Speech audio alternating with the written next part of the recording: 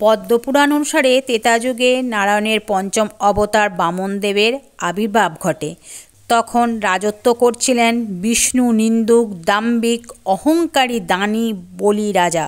বলি হলেন ভক্ত প্রহ্লাদের পৌত্র অর্থাৎ নাতি।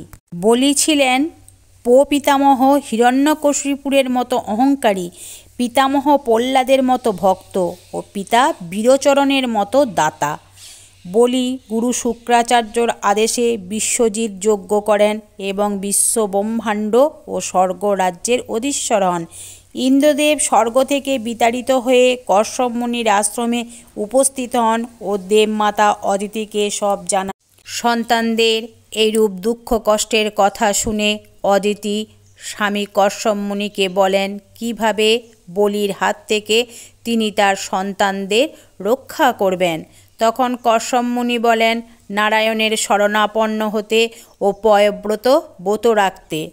এই ব্রত রাখার সময়তে দেবমাতা অদিতির মনে বাৎসল্য প্রেম উদিত হয়। এই ব্রতের ফলে দেবী অদিতি ভাদ্র শুক্লা দ্বাদশী তিথিতে নারায়ণের অবতার বামনদেবকে সন্তান হিসাবে পান ও বামনদেবকে দেবগুরু বৃহস্পতির কাছে উপনয়ন দেন কশ্যপ মুনি।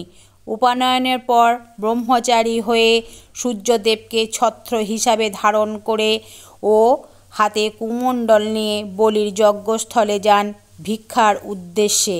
বলি ভিক্ষা দিতে চাইলে বামনদেব বলেন আগে কুমণ্ডলের জল নিয়ে সংকল্প করতে।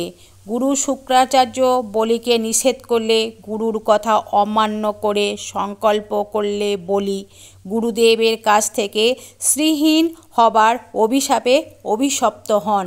এরপর বলি বামনদেবকে ভিক্ষা দিতে চাইলে বামনদেব বলেন তিনি সন্তোষ ব্রাহ্মণ, তাই তার বিশেষ কিছু চাই না, শুধু ত্রিপাদ ভূমি হলেই চলবে। বলির অহংকারের সাথে বলেন হে ব্রাহ্মণ, আপনি একটা দ্বীপ অথবা গ্রাম নিন, আপনার এই 3 পদ আর কতটুকু ভূমি হবে। তখন বামনদেব আকারে বৃহৎ হন ও 1 পদ সমগ্র ব্রহ্মাণ্ড, অন্য পদ স্বর্গলোক দখল করেন ও বলিকে 3য় পদ রাখার জন্য স্থান চান। বলি ছিলেন প্রতিশ্রুতিবদ্ধ পরম দানী, তাই তিনি 3য় পদ রাখার জন্য নিজের মস্তক বামনদেবের পদতলে রাখেন ও নিজের প্রতিশ্রুতি রক্ষা করেন। বলির এইরূপ ভক্তি দেখে নারায়ণ খুশি হন ও বলিকে বলেন তুমি তোমার সপ্ত রজ তম আমাকে দান করলে, তাই তোমাকে রক্ষা করব সুতলে তোমার দ্বাররক্ষী হয়ে। তুমিও তোমার সপরিবার সুতলে বিশ্বকর্মার নির্মিত স্বর্গলোকের ন্যায় স্থানে গিয়ে বাস করো।